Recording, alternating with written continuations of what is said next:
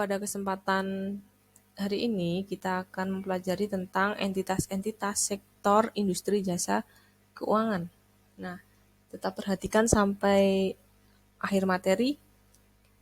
Oke, baik. Yang pertama kita akan membahas tentang sini ya, entitas dalam sektor industri jasa keuangan di Indonesia itu dibagi menjadi dua, yaitu ada lembaga keuangan bank dan lembaga keuangan non-bank.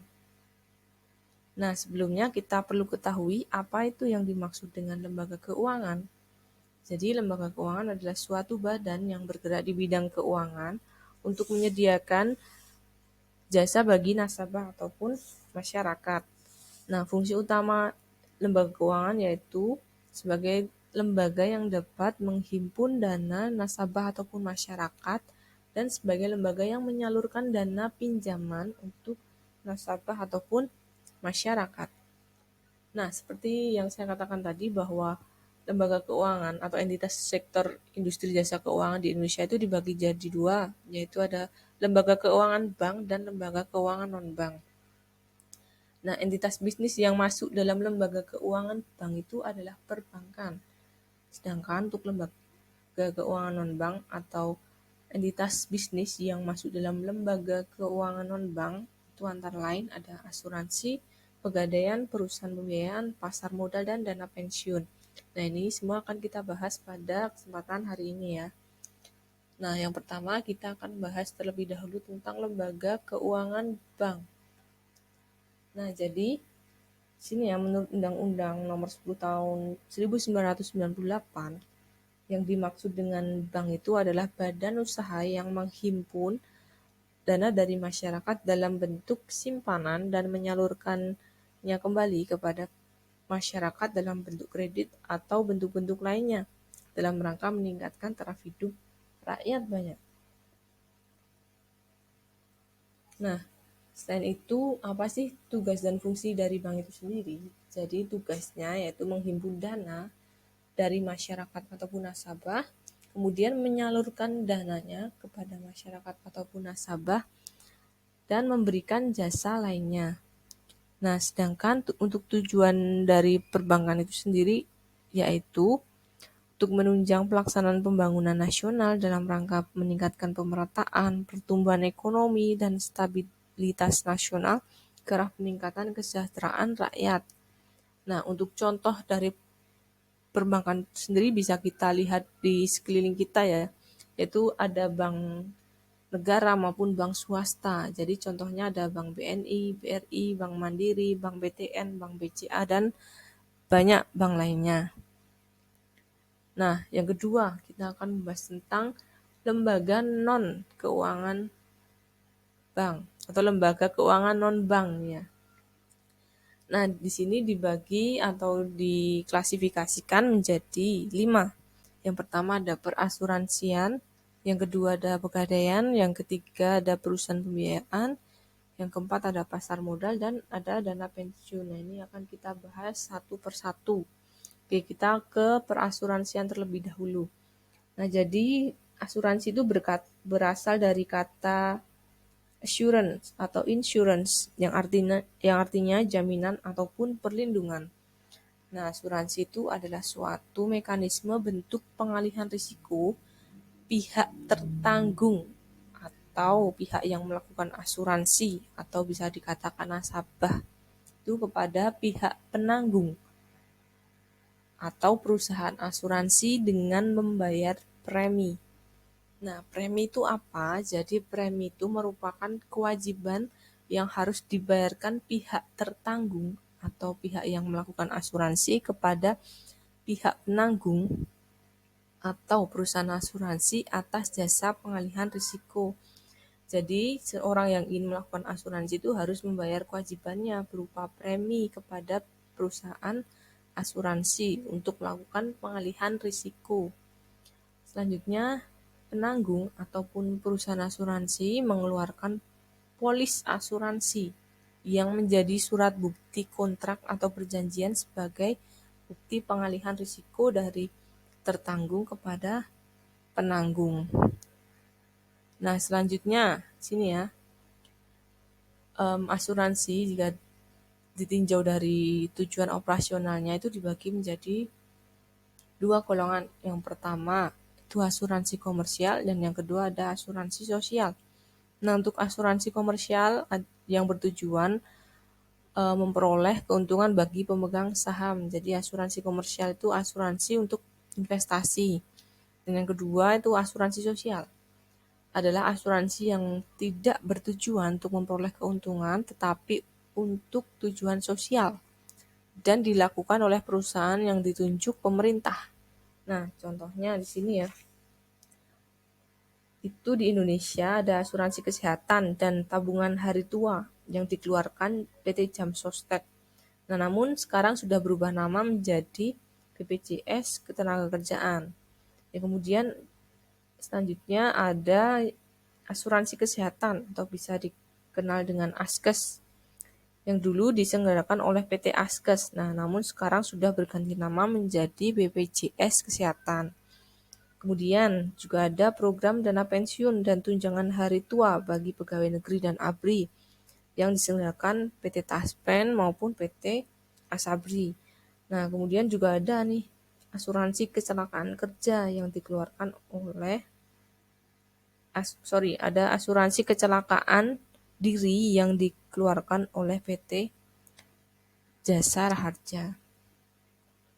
Oke, kemudian ini ya, jika ditinjau dari jenisnya, ada asuransi itu dibagi menjadi dua golongan. Yang pertama ada asuransi jiwa dan yang kedua ada asuransi umum. Nah, asuransi jiwa itu memberikan jaminan perlindungan dalam bentuk pengalihan risiko keuangan atas meninggal atau hidupnya seseorang yang dipertanggungkan. Nah, asuransi jiwa itu bertujuan untuk menanggung kerugian finansial tidak terduga dikarenakan meninggalnya seseorang. Contoh asuransi jiwa yaitu ada asuransi jiwa berjangka, asuransi jiwa seumur hidup, dan asuransi jiwa dwiguna. Kemudian untuk asuransi umum, sini ya merupakan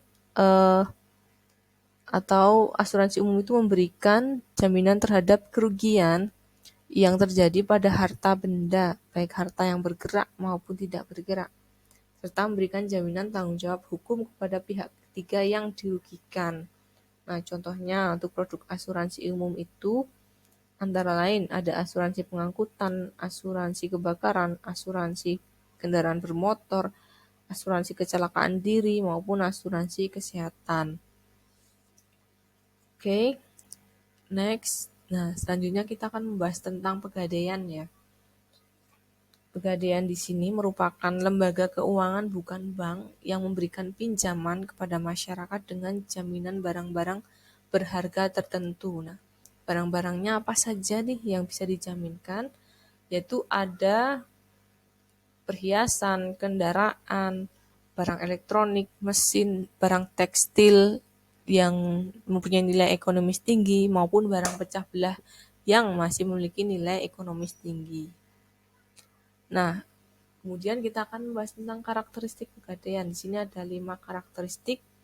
Yang pertama ada berutang piutang atau pinjam meminjam. Nah, siapa sih yang berutang dan siapa yang memiliki piutang?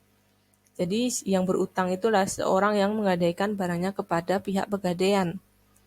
Dia berhutang pada pegadaian, sedangkan pihak yang mempunyai piutang yaitu adalah pihak pegadaian atau pihak yang memberikan pinjaman uang kepada nasabah atau masyarakat. Nah, yang kedua itu jaminan berupa benda bergerak. Yang dimaksud dengan benda bergerak di sini adalah benda yang mudah dipindah tangankan antara pihak satu pada pihak lainnya. Seperti contoh tadi ya, ada perhiasan, ada kendaraan, ada mesin, dan barang-barang lainnya yang memiliki nilai ekonomis yang masih tinggi. Nah, kemudian karakteristik yang ketiga itu yaitu jaminan utang terbatas pada barang yang diserahkan. Jadi barang satu dengan barang lainnya, misalnya barang elektronik, barang perhiasan, barang mesin itu akan memiliki nilai gadai yang berbeda-beda. Nah, itu ditentukan oleh pihak pegadaian. Jadi pihak pegadaian itu melakukan penaksiran nominal berapa yang akan dipinjamkan pihak pegadaian kepada nasabah tersebut tergantung dari nilai barang yang digadaikan. Kemudian karakteristik yang keempat yaitu benda gadai dikuasai penerima gadai. Nah, jadi benda gadai itu akan ditempatkan di pegadaian atau akan disimpan ya di pegadaian dan akan diberikan apabila nasabah itu sudah melunasi utang sesuai dengan perjanjian. Baru barang akan diserahkan kepada nasabah tersebut. Kemudian karakteristik yang kelima yaitu ada perjanjian utang piutang. Nah, seperti yang saya jelaskan tadi, ada pihak yang memiliki utang dan ada pihak yang memiliki piutang. Pihak yang memiliki utang yaitu adalah nasabahnya, sedangkan pihak yang memiliki piutang yaitu atau pihak yang memberikan pinjaman yaitu adalah lembaga pegadaian itu sendiri. Nah, selanjutnya kita akan bahas tentang perusahaan pembiayaan. Nah, di perusahaan pembiayaan itu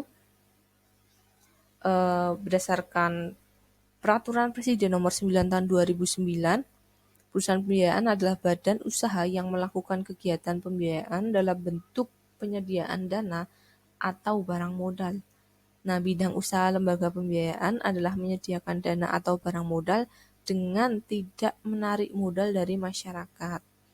Nah, jenis-jenis perusahaan pembiayaan di sini ya ada 5. Yang pertama ada pembiayaan konsumen atau consumer finance. Yang kedua ada sewa guna usaha atau leasing. Yang ketiga ada anjak piutang. Yang keempat ada usaha kartu kredit. Dan yang kelima ada modal ventura. Ini akan kita bahas satu persatu. Baik, yang pertama itu kita akan bahas tentang pembiayaan konsumen.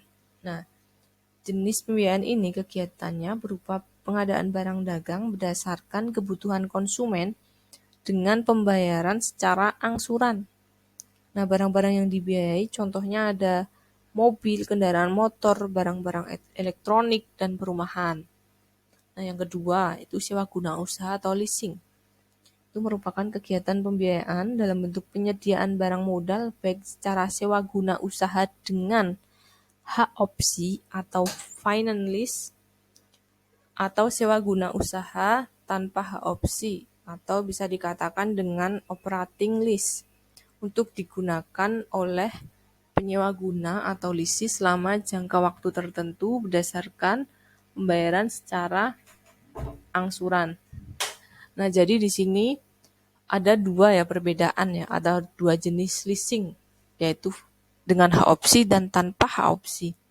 Nah, untuk leasing dengan hak opsi atau finance lease di sini ini adalah sewa guna yang nantinya di akhir akan ada pemindahan kepemilikan. Jadi, misal nih seorang menyewa gedung ya atau menyewa ruko untuk melakukan usaha.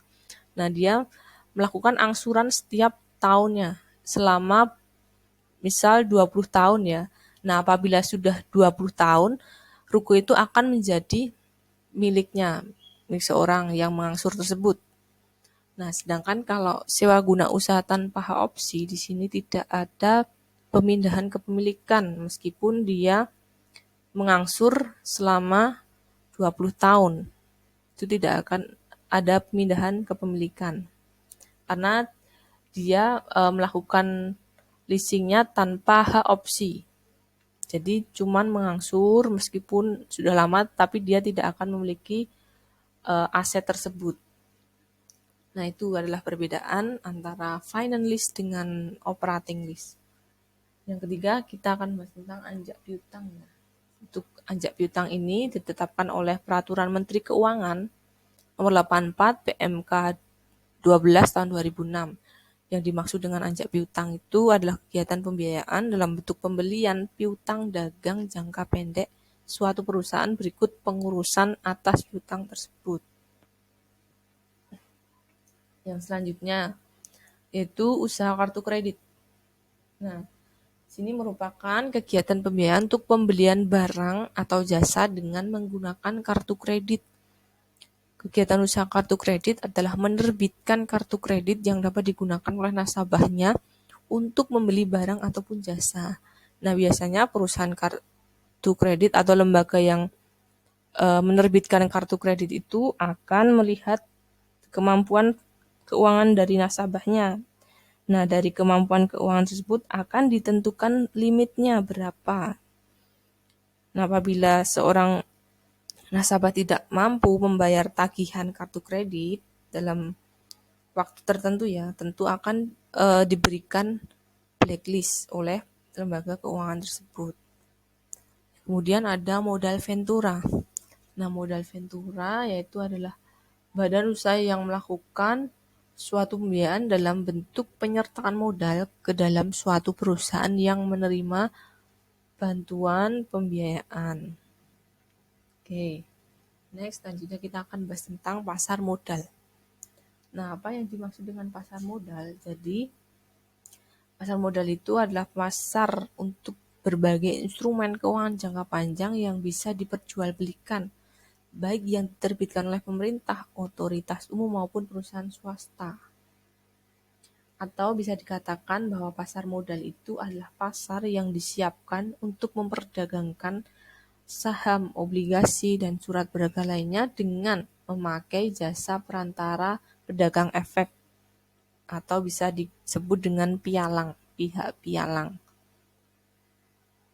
Nah, kemudian apa saja sih instrumen yang ada di pasar modal? Jadi instrumen yang diperdagangkan di pasar modal itu ada saham, ada waran, ada right issue, ada reksadana, dan obligasi. Nah, ini semua akan kita pelajari lebih lanjut dan lebih dalam di mata pelajaran akuntansi keuangan. Oke, nah selanjutnya kita akan membahas tentang dana pensiun. Nah, jadi di sini ya, dana pensiun ini menurut OJK adalah lembaga atau badan hukum yang mengelola dan menjalankan program yang menjanjikan manfaat pensiun. Nah, manfaat pensiun yang dimaksud adalah sejumlah uang yang dibayarkan kepada peserta dana pensiun setelah peserta tersebut pensiun. Nah, kebanyakan masyarakat umum itu mengira bahwa dana pensiun hanya untuk PNS dan TNI Polri. Namun sebenarnya masyarakat umum pun mampu memiliki dana pensiun. Masyarakat umum itu bisa menjadi peserta dari salah satu ya lembaga dana pensiun yang ada di Indonesia. Nah, sekian materi hari ini dan sampai jumpa untuk materi yang selanjutnya.